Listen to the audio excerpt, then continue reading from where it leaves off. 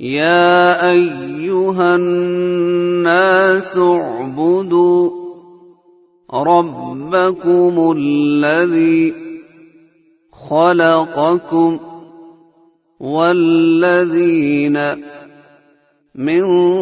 قبلكم لعلكم تتقون الذي جعل لكم الأرض فراشا والسماء بناء وأنزل من السماء ماء فأخرج به من الثمرات رزقا لكم فلا تجعلوا لله أندادا وأنتم تعلمون وإن كنتم في ريب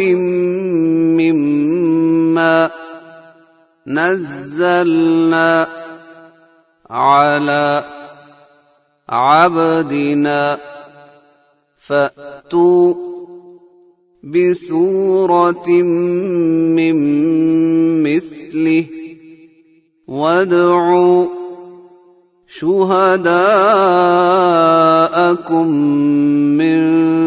دون الله إن كنتم صادقين فإن لم تفعلوا ولن تفعلوا فاتقوا النار التي وقودها الناس والحجارة أعدت للكافرين وبشر الذين آمنوا وعملوا الصالحات أن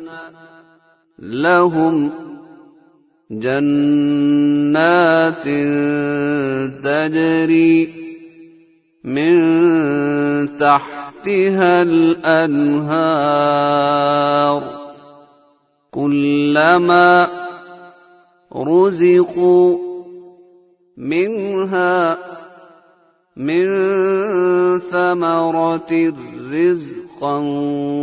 قالوا هذا الذي رزقنا من قبل وأتوا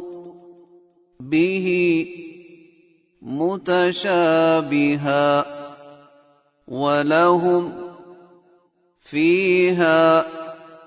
أزواج مطهرة وهم فيها خالدون